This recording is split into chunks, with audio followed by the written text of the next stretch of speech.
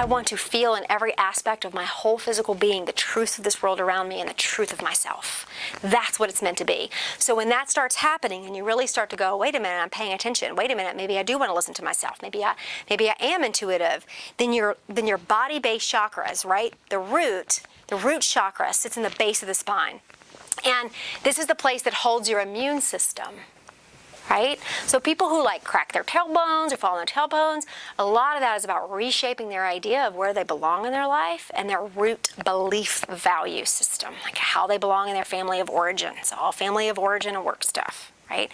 So when that starts happening and that belief system starts changing because your intuition is opening, and once your intuition starts opening, your belief system has to change. And that's scary. Can you say that again, about the root chakra again? So when you hear about people who have... Never mind. No, I'm laughing because it's like, it so comes in and then I have no idea what I said. But what? No, if you can remind me, I'll pull it back. It was talking about just the physicality of having... Just keep going. Just keep going. Broken tailbone, root. Oh, so in your root chakra system is your family of origin. Like that's where that belonging place. Because if you think about being rooted into the ground, you're rooted into your ancestry. You're rooted into your parents. It's why a lot of times when a person loses one parent, and then they lose the second parent, even if they were closer to the first, the loss of the second parent a lot of times will be harder emotionally because their root system is no longer on earth. And so it's like, well, wait a minute, now who am I? I have to find my own values. I have to find my own belief system, right? Some of us do that earlier, before our parents die, and some of us don't. It just depends. But our immune system really there, and there's the thymus and the heart, which holds a lot of immunity too.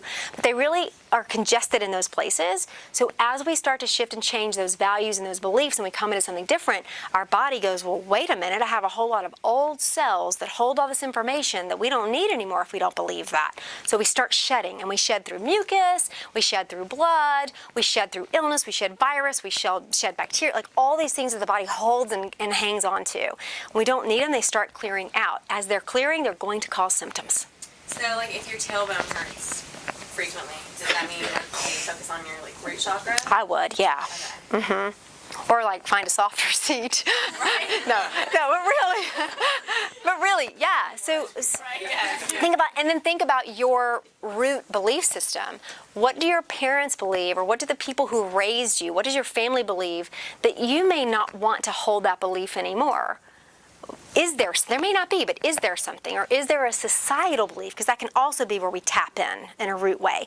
What's the societal community belief that we're buying into that we don't need to buy into anymore? You know? So a lot of family of origins can root in that root space. A lot of religions can root in that root space. So we have to really source out what is my truth versus what is the truth I've been taught. Yeah, so we get really sick when we start really developing our gifts.